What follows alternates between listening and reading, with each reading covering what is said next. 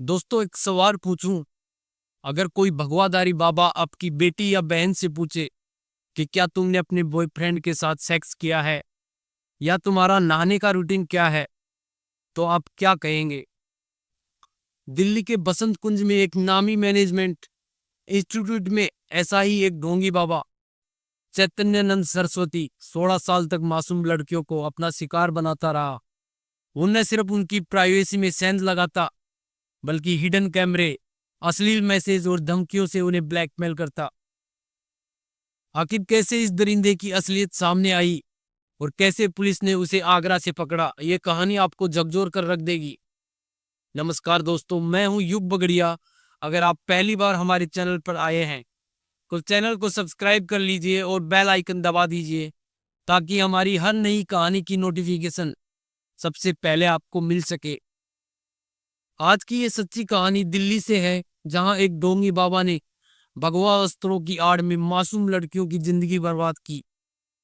ये कहानी हमें सिखाती है कि आस्था के नाम पर धोखा कितना खतरनाक हो सकता है और अपनी बेटियों की सुरक्षा के लिए हमें कितना सतर्क रहना होगा। तो चलिए बिना देरी के शुरू करते हैं ये रोंगटे खड़े कर देने वाली कहानी। ये कहानी दिल्ली के बसंत कुंज की है, जहां श्री जगत गुरु शंकराचार्य माइस्तनामा दक्षिण मान्य श्री शारदा पीठम नाम का एक मशहूर मैनेजमेंट इंस्टीट्यूट है। इस इंस्टीट्यूट का जो चांसलर था स्वामी चैतन्यानंद सरस्वती उर्फ पार्थ सारथी, माथे पर त्रिपुंड, भगवा वस्त्र और साधु संत जैसा हुलिया। वो बाहर से किसी धर्म गुरु से कम नहीं लगता था, लेकिन अंदर से वो एक ऐसा दरिंदा था जिसने 16 साल तक मासूम बच्चियों को अपनी हवस का शिकार बनाया। चैतन्यानंद 2009 से इस इंस्टीट्यूट का चांसलर था। उसका रुतबा ऐसा था कि ओसा से लेकर दिल्ली तक उसका सिक्का चलता था। लेकिन उसने अपने ओहदे का गलत फायदा उठाया और इंस्टीट्यूट में पढ़ने वाली लड़कियों, खासकर ईडब्ल्यूएस इकोनॉमिकल जो वीकर सेक्शन कोटे की जो छात्राओं को निशाना बनाया। चैतन्यानंद का काम करने का तरीका इतना शातिर था कि पुलिस भी हैरान रह गई। उसकी 5 मुख्य रणनीतियां थी। सीक्रेट कैमरे, बाबा ने इंस्टीट्यूट के हॉस्टल और जो होटल के कमरों में हिडन कैमरे लगवाए थे। इनसे वो लड़कियों के निजी पल को रिकॉर्ड करता और फिर उन तस्वीरों का इस्तेमाल उन्हें ब्लैकमेल करने के लिए करता। अश्लील मैसेज, वो उन्हें व्हाट्सएप पर जो छात्राओं को अश्लील मैसेज भेजता, जैसे मेरे कमरे में रात को अकेले आओ या मैं तुम्हें बहुत पसंद करता हूं। जो लड़कियां इनकार करती, उन्हें कैरियर बर्बाद करने की धमकी दी जाती, विदेश घुमाने का लालच दिया जाता। बाबा लड़कियों को विदेश यात्रा और अच्छे नंबरों का लालच देता। वो कहता मेरे साथ विदेश चलो, सारी सुख सुविधा मिलेगी और तुम्हें एक भी पैसा नहीं देना होगा।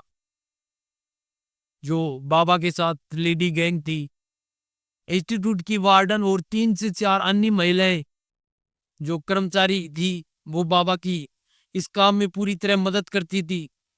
ये महिलाएं लड़कियों को डराती, धमकाती और बाबा के जो कमरे तक उन्हें ले जाती। कई बार लड़कियों के मोबाइल से बाबा के अश्लील मैसेज डिलीट भी करवाती। ईडब्ल्यूएस की लड़कियों को निशाना, बाबा जानबूझकर गरीब परिवारों की लड़कियों को टारगेट करता, क्योंकि उसे लगता था कि उनके माता पिता शिकायत करने की हिम्मत नहीं जुटा पाएंगे। चैतन्यानंद की करतूतें अश्लीलता की सारी हदें पार करती थी। वो लड़कियों से बेहुदा सवाल पूछता, जैसे क्या तुमने अपने बॉयफ्रेंड के साथ सेक्स किया है, क्या तुम कॉन्डम का जो इस्तेमाल करती हो, तुम्हारे नहाने का रूटीन क्या है, क्या तुम मेरे साथ विदेश यात्रा पर चलोगी, तुम्हारा बॉयफ्रेंड है इसलिए तुम चरित्रहीन हो। जिन शब्दों को बोलने में भी हमें हिचकिचाहट होती है, ये सब वो ढोंगी बाबा उन बच्चियों को मैसेज करता। वो होली के दिन लड़कियों को जबरन रंग लगवाने के लिए लाइन में खड़ा करता और गलत तरीके से छूता।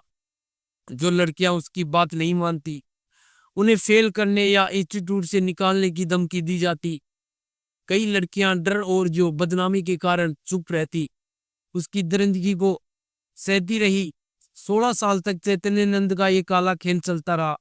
लेकिन कहते हैं ना, जब गुनाहों का गड़ा भर जाता है तो वो फूट ही जाता है। 2025 में एक पीड़ित छात्रा की शिकायत किसी तरह एयरफोर्स हेडक्वार्टर तक पहुंची। एयरफोर्स के जो डायरेक्टर ऑफ एजुकेशन, एक ग्रुप कैप्टन रैंक के अधिकारी ने श्री शारदा पीटम को इसकी शिकायत भेजी। पीटम ने तुरंत एक्शन लिया और जो चैतन्य नंद के खिलाफ दिल्ली पुलिस में एफआईआर दर्ज करवाई। 300 पन्नों की इस शिकायत में बाबा की हर करतूत का जो कच्चा चिट्ठा लिखा गया। पीटम ने बाबा के सारे संबंध तोड़ लिए और उसे चांसलर के पद से हटा दिया गया। शिकायत मिलने के बाद दिल्ली पुलिस ने ऑपरेशन इच्छाधारी लॉन्च किया।